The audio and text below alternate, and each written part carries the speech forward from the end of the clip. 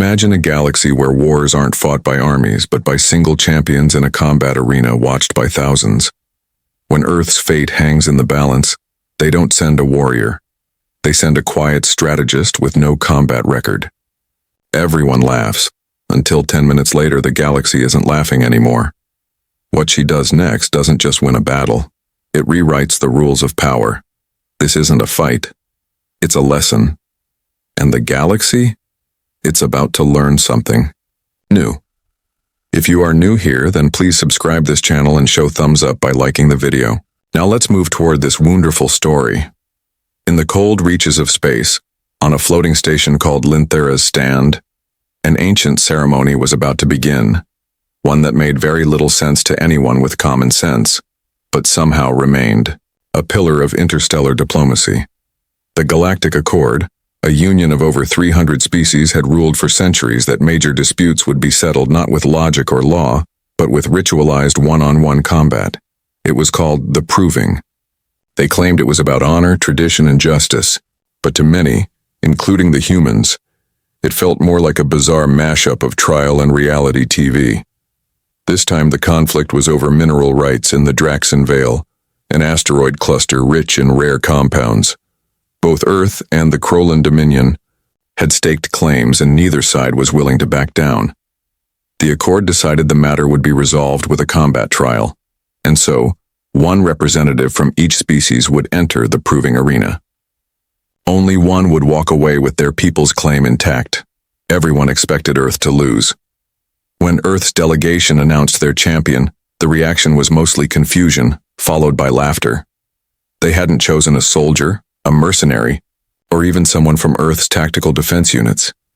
Instead, they sent Naya Kellen, a cultural strategist who had spent most of her career analyzing alien customs and writing policy memos. She stood a little over 5 feet tall, had quiet eyes, and rarely raised her voice above a calm, professional tone. She had never fought in real combat, and she was about to face a creature who could tear armored vehicles in half with his bare hands. The Krolan Dominion's representative was Zortek, a towering warrior nearly 8 feet tall, with armored skin like polished obsidian and a reputation forged in more than 30 victories. He had never lost a proving trial.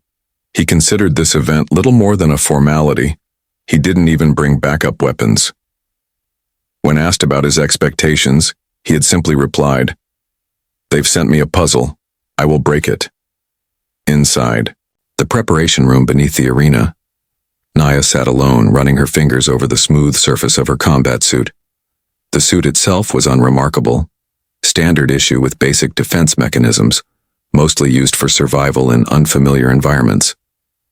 There were no enhancements, no illegal tech, nothing to turn the tide. She had insisted on that. She knew the rules. The Proving allowed no interference, no tricks, and no help. Everything had to be done by the champions alone. That didn't bother her. Just outside, Earth's military advisor Bren Rovik paced with growing frustration. "We shouldn't be doing this," he muttered for the 100th time. "She's not trained for this. She's not a fighter." From his seat near the arena entrance, Ambassador Jalen Rusk didn't respond. He simply adjusted his collar and kept watching the monitor that showed Naya's calm face as she waited. "She's not here to fight," he said softly. "She's here to win." Bren looked at him, confused. "Same thing, isn't it?" "No," Rusk replied. "Not for her." Up above, the crowd was growing restless.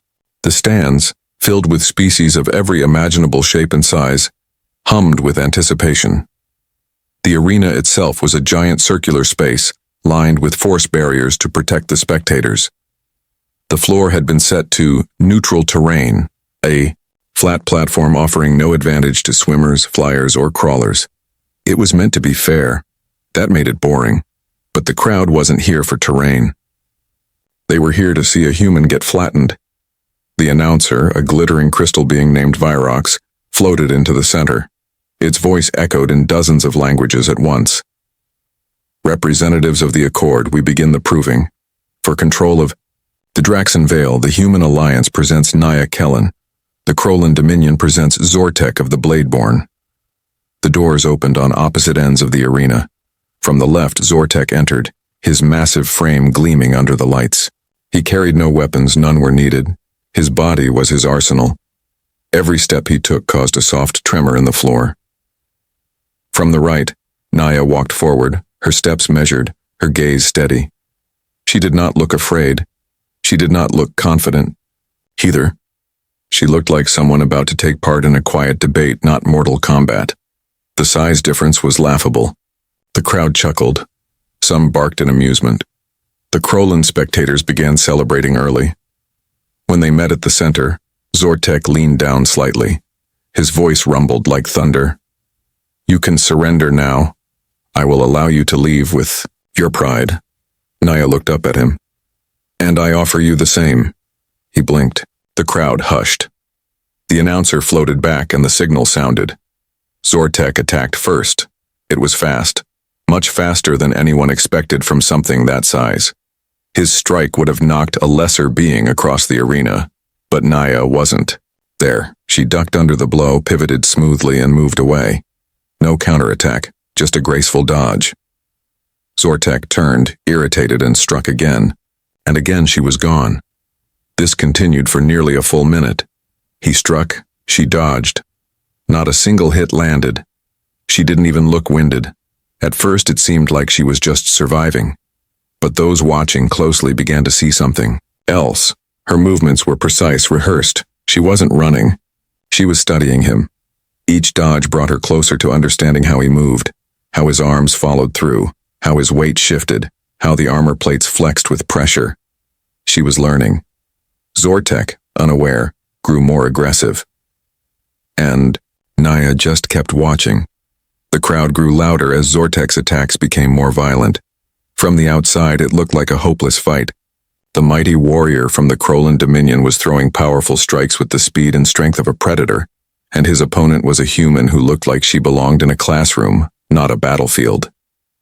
Naya Kellen, dressed in a standard Earth combat suit, had barely landed a single blow. Her arms were bruised, her balance slightly off, and her breathing deeper now. The audience could sense it. Surely she was only seconds away from defeat. But appearances can be misleading. In the command booth above the arena, Bren Rovik clenched the railing so hard his knuckles turned white. "She's just taking hits, now." "How is this helping anything?" he asked, his voice sharp with worry. Behind him, Ambassador Jalen Rusk watched the feed closely. His eyes narrowed slightly as he tapped a screen showing Naya's vitals. "She's not broken," he said. "She's just begun." Bren turned toward him. "She's not even fighting back." "She is," Rusk replied. "You're just not seeing it." Down in the arena, Zortek growled in frustration. He had landed a blow across Naya's shoulder earlier, tearing the fabric and leaving a clear mark of blood. Another had caught her leg, sending her tumbling. Still, she rose each time slower, yes, but her face remained steady. No fear, no panic. Just calm, focused eyes that watched him with a strange intensity. She circled him again, this time slightly faster. Every few seconds, she would extend her hand just enough to brush his armor with her fingers. Brief contact, no impact, no pain. She seemed like a fly buzzing near a lion's mouth. The crowd didn't understand what they were seeing, but Zortek did start to notice something different. She wasn't fighting to win by brute force. She wasn't trying to hurt him at all. She was observing, watching his reactions, noting how his carapace flexed when he turned, how the plates moved when he lifted his arms, and where the tiny openings between armor segments gave way to softer skin beneath. Her own injuries, while real, were teaching her more than any computer scan ever could. Every hit gave her more insight. Her pain was her data.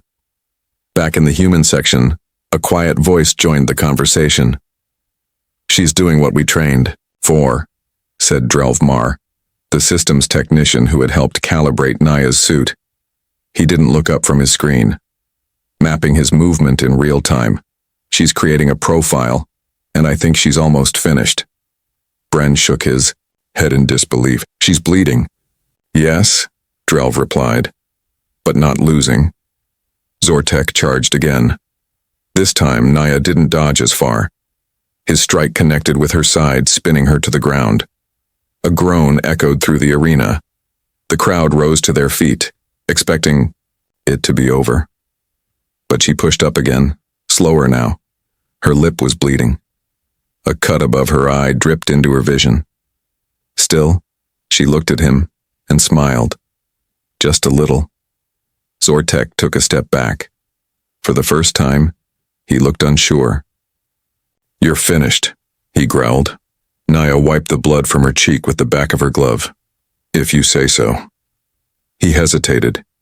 He had fought dozens of enemies. Most broke quickly. Some cried, a few screamed, but none had ever smiled like that, not after taking hits like hers. She wasn't strong, she wasn't fast, but something in her still held steady. He lunged again, aiming for her midsection. She didn't move far enough, and the blow glanced off her ribs. She stumbled, coughing, but managed to steady herself. Just before he could strike again, she reached out and tapped a small joint on his elbow with 2 fingers. No strike, no pressure, just a gentle touch. He blinked, confused. "Are you trying to annoy me into giving up?" "No," she said. "Just finishing the last piece." In the arena's quiet corner, the Brellan ambassador Celia Orne watched with curiosity. Her people were not warriors, they were traders and listeners. But she recognized pattern when she saw one. "She's not the prey," she whispered to her aide. "She's the mirror. He sees himself and he doesn't like what he sees." Zortek paused mid-stride. He couldn't explain it, but his legs suddenly felt heavier. His right arm twitched without reason. He shook it off, telling himself it was nothing. A muscle spasm, a moment of exhaustion, but Naya's smile grew wider. The crowd grew quieter now. The laughter had faded. The jeering had stopped. They were watching more closely. Another charge. Another feint. Another glancing blow. Another light touch from Naya's fingers, just brushing along the edges of his armor, where the joints met, where the breath filters hissed, where the sensory lines fed through his frame. Zortek slowed his attack. For the first time, he hesitated before lunging. She noticed it, and so did the judges. In the human section, Drelv leaned forward. Now she waits, just long enough. Bren still didn't fully understand what she was doing. "She can't win this. Not like this." "She already is," Rusk said quietly. In the center of the arena, Zortek stood still. His shoulders rose and fell with heavy breaths. He looked down at the smaller figure across from him and realized something deeply unsettling. She wasn't running anymore. She was watching, calculating, and he had no idea what came next. The moment the tide turned wasn't marked by an explosion or a loud cheer. It happened quietly, so subtly that many in the crowd didn't even notice. Zortek, once so sure of his strength, paused. His breathing had become uneven. His eyes, sharp and mocking at the start, now scanned Naya with uncertainty. She hadn't landed a single powerful blow. She hadn't knocked him down. Yet somehow she was still standing, and he was beginning to feel off. Naya didn't press forward. She stood still, watching. Blood trickled down her arm, and her side throbbed, where a heavy hit had landed earlier, but her mind was clear. Every movement she had made since the trial began had a purpose. The light taps, the dodges, the stumbles, all part of a bigger plan. She didn't need to overpower Zortek. She just needed him to believe she could. The silence in the arena grew heavier. Some spectators leaned forward, sensing something had shifted. Even those who had mocked Earth's choice of champion now stared, unsure what they were witnessing. Naya slowly lifted her arm and spoke, her voice calm and clear. "Activate sequence Delta 9. Her combat suit blinked once, barely noticeable. A tiny shimmer of blue light pulsed from her chest, rippling across the floor and passing through Zortek's towering frame. At first he didn't react. Then his foot twitched, just slightly. Then his arm jerked in an odd direction. He stepped forward but stumbled, as if forgetting how to walk. His eyes widened. What did you do?" he growled, his voice cracking. Naya didn't move. Do you remember when I touched your elbow joint? Your shoulder? The space between your breathing vents? Zortek didn't answer. He tried to lift his right arm again, but it shook violently and refused to rise. The crowd gasped as he stumbled backward, nearly falling. You assumed I was hitting you out of desperation, she said, her voice still even. But I was placing neural tags, simple receptors that bond to exposed sensory points. Not weapons, just tools. The judges scrambled in their box, checking for violations. The rules allowed for minor enhancements, but no active weaponry. The light from Naya's suit had triggered sensors, but they detected no illegal tech. The signal had been too faint, too passive. Zortek's confusion turned to anger. He tried to charge, but his limbs wouldn't respond properly. His left leg dragged behind him. His torso swayed like a tower caught in wind. His own body, which had once obeyed him without hesitation, now betrayed him. You fight with tricks, he shouted. Naya stepped forward at last. No, she replied. I fight with understanding. His limbs moved in jerks now. His claws scraped the floor, trying to grip, trying to balance. He launched one last swing toward her, a wild, clumsy strike. She easily sidestepped it, then reached out and placed her palm gently at the back of his neck. This one controls equilibrium, she whispered. Zortek's knees buckled and he collapsed to the ground with a massive thud that echoed across the arena. Dust rose around him as he struggled to lift himself, but he couldn't. His muscles twitched, but his body refused to cooperate. In the audience, a stunned silence replaced the usual cheer or outrage. No one had ever seen the great Zortek fall like this, and certainly not at the hands of a human who, for most of the trial, had appeared to be barely surviving. The judges confirmed once again. No prohibited technology, no interference. Everything Naya had done was within the rules. She had used information and observation, not weapons, to disable one of the most feared warriors in the known galaxy. I didn't break the rules, she said, loud enough for all to hear. I just followed them in a way no one expected. Zortek glared up at her. His pride stung more than his nerves. This is not a real victory. This is manipulation. Naya met his gaze. So is war. So is diplomacy. You wanted tradition. I gave you strategy. He looked away, ashamed and exhausted. A Krolan warrior yielding was almost unheard of. To do so in front of so many other species would be a mark on his record for life. But even he could not deny what had happened. He had not been beaten down. He had been outthought. I yield, he said at last, the words bitter in his throat. The announcer's voice rang out over the arena. By declaration of surrender, Earth is awarded rights to the Draxon Vale. The human section erupted in cheers. Back in the command booth, Bren stared at the screen in disbelief. She did it, he muttered. She actually did it. Rusk nodded, calm as ever.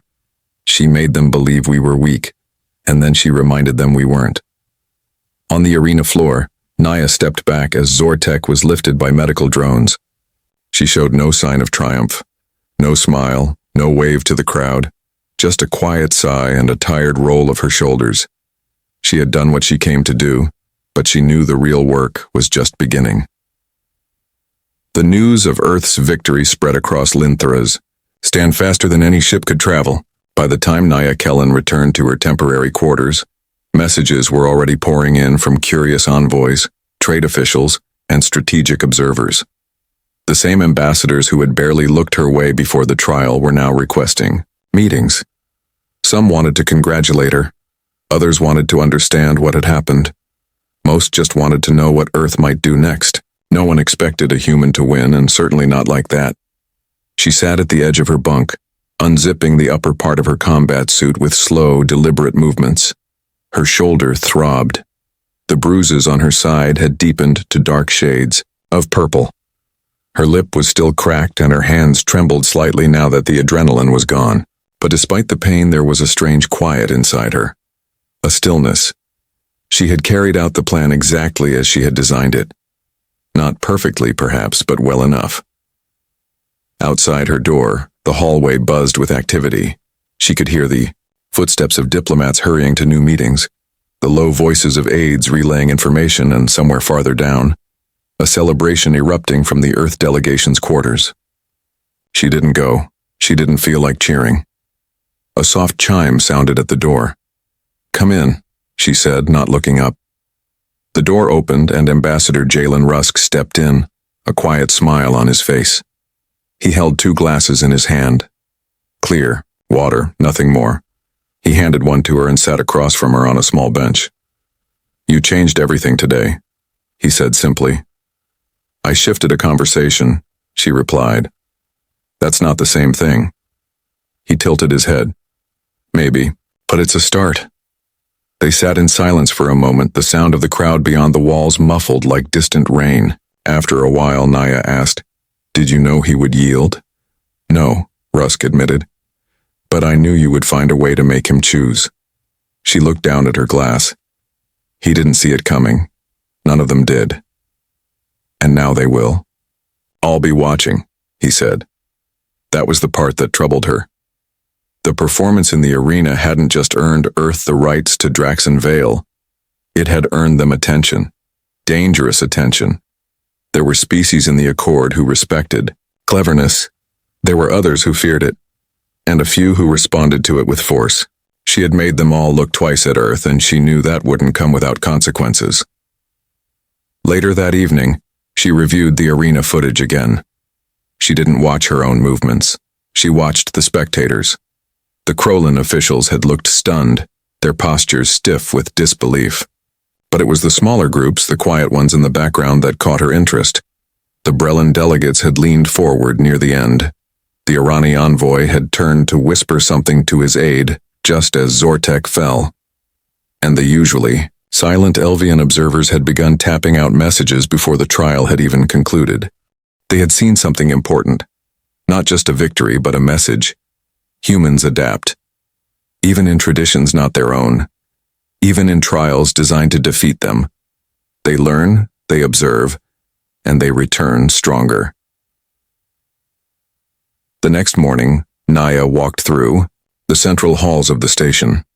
Aliens she'd never spoken to nodded at her as she passed. Some offered curious looks, others small signs of respect.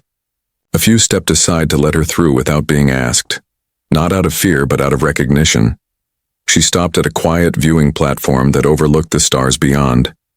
The asteroid field of Draxon Vale drifted in the distance, a faint haze of silver and light. What Earth had won wasn't just a cluster of rocks. It was space, opportunity, presence, and something far harder to earn, reputation. Behind her, footsteps echoed. She turned to see Zortek standing there, not in armor, but in simple diplomatic robes. His posture was stiff, but his eyes were clear. "You're not what I expected," he said. "Most people say that," Naya replied. He stepped beside her, his gaze focused on the drifting asteroids. "The proving was meant to humiliate your people. It did not." "No," she said. "But that wasn't my goal. I didn't come to hurt you. I came to show you we belonged here."